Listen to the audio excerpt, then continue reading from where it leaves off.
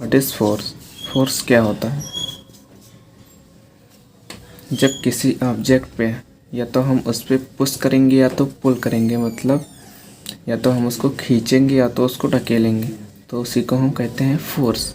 Push और pull, push और pull on any object, on any object is called force. अब force कैसे हो सकता है? फोर्स बहुत तरह के होते हैं, जैसे कि contact force and non contact force.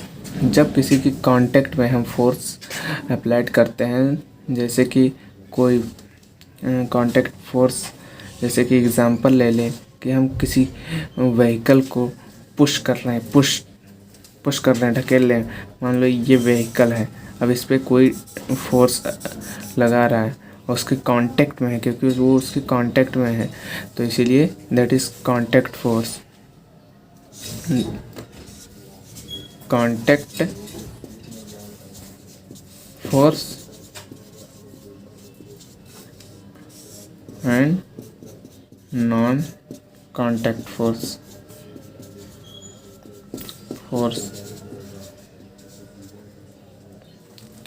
Contact force और नॉन कांटेक्ट फोर्स, जैसे कि जब हम किसी के कांटेक्ट में कोई फोर्स अप्लाइड करते हैं तो उसे कांटेक्ट फोर्स कहते हैं। जैसे किसी ऑब्जेक्ट पे हम फिजिकली कोई फोर्स अप्लाइड करते हैं तो उसे कांटेक्ट फोर्स कहते हैं। हाँ, जब नॉन कांटेक्ट फोर्स, जब विदाउट एनी फिजिकल कांटेक्ट कि जब कोई फोर्स अप्लाइड होता है तो उसको हम नॉन कांटेक्ट फोर्स कहते हैं। जैसे कि कोई नॉन कांटेक्ट फोर्स है, जैसे कि कोई मान लो मैग्नेट है। अब मैग्नेट ये मैग्नेट है। अब मैग्नेट के पास हम अगर कोई पिंस रख दें, पिंस, बहुत सारे पिंस रख दिए। अब जब उसको, अभी तो इसके पास कोई कांटेक्ट नहीं है ना, ऐसे रख दिए बहुत सारे पिंस, अभी इसके पास कोई कांटेक्ट फोर्स नहीं है।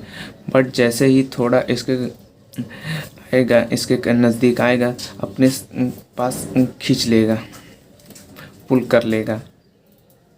This is called non contact force. बात ये हो गई। अब बात करते हैं कुछ जो इसके यूनिट क्या होते हैं फोर्स के। तो फोर्स का फॉर्मूला होता है mass into acceleration. Mass into acceleration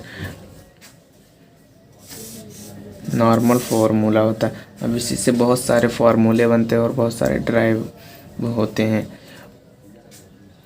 जो फोर्स होता है और जो दैट एक्सीलरेशन, ये होता है acceleration due to gravity. Acceleration due to gravity.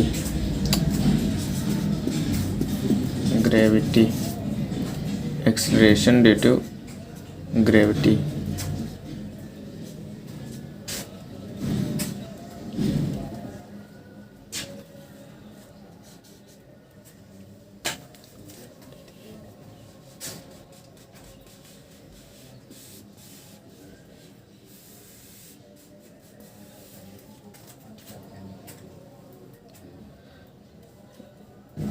Acceleration due to gravity.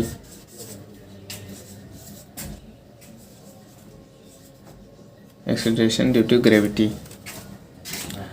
The and acceleration is also a force.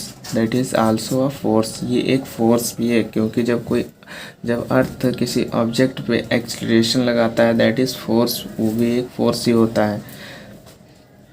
जैसे फोर्स का ऐसा यूनिट देखें तो इसका ऐसा यूनिट होता है किलोग्राम, एंड एक्सीलरेशन का मीटर पर सेकंड स्क्वायर।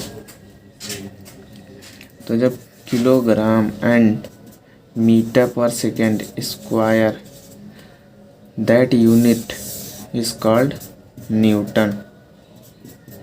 फोर्स का यूनिट होता है न्यूटन। बात करते हैं कि जैसे आता है एग्ज़ाम्स में हमारे ग्रेविटेशनल फोर्स के कुछ यूनिट को बताना होता है कि इस हाउ मेनी न्यूटन्स, जैसे 1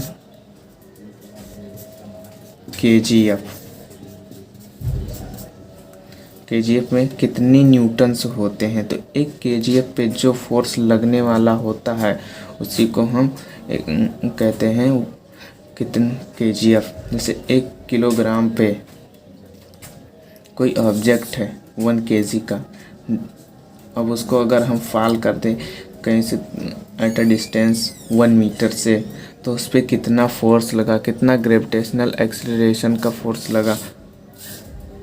1 kg का फोर्स है ये, 1 kg।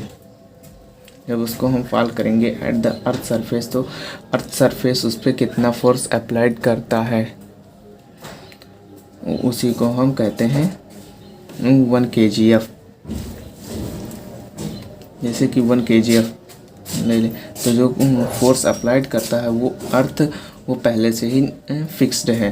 That force is 9.8 metre per second square, metre per second square. इतना फोर्स अप्लाइड करता है 1 मीटर पर सेकेंड स्क्वायर, मतलब टाइम का स्क्वायर करते हैं और 1 मीटर पे इतना फोर्स हमारा अप्लाइड होता है। तो 1 kgf मतलब 1 kg पे, एंड फोर्स का फॉर्मूला होता है फोर्स का, इसी को यूनिट को हम ड्राइव कर रहे हैं। तो 1 kg में 1 kg पे कितना फोर्स लग रहा है, 9.8 metre per second square.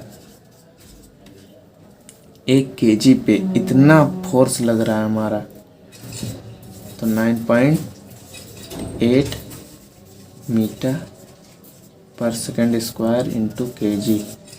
And इसी यूनिट को हम पहले ही बता चुके हैं 9.8 newton. That 1 kgf is equal to 9.8 newton होता है।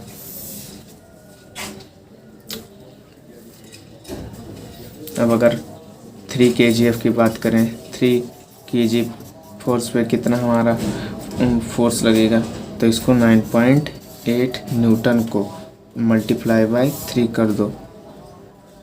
8 3 जा 24, 9 3 जा 27, 29.4 न्यूटन फोर्स लगेगा 3 kg पे।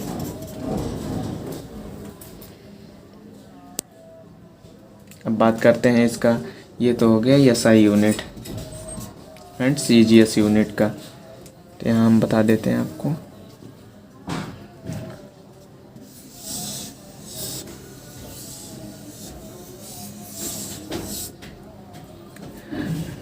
CGS यूनिट में कैसे होता है, जैसे वो CGS यूनिट इसका है ग्राम फोर्स।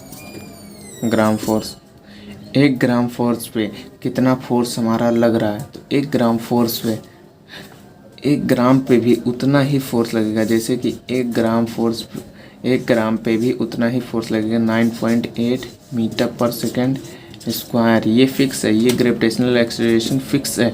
1 ग्राम पे भी इतना ही एक्सीलरेशन लगेगा अर्थ पे, ओनली अर्थ पे। जैसे कि अब इसका CGS यूनिट निकालें, तो 1 ग्राम इंटू 9.81, जब इसका हम निकालते हैं ग्रेविटेशनल एक्सीलरेशन तो 9.81 आता है। और इसका मीटर को चेंज कर दें सेंटीमीटर में, क्योंकि इसका लेंथ CGS यूनिट में सेंटीमीटर होता है। तो 100 सेंटीमीटर पर सेकेंड स्क्वायर, 100 सेंटीमीटर पर सेकेंड स्क्वायर। तो ये हो जाएगा 981 ग्राम सेंटीमीटर पर second square. That is 9819 force apply होता है 1 ग्राम फोर्स पे। वैल्यू दिखने में तो बहुत ज़्यादा है, पर ये कौन सी यूनिट है, डाइन में है, बहुत छोटी फोर्स है, बहुत कम फोर्स लगता है।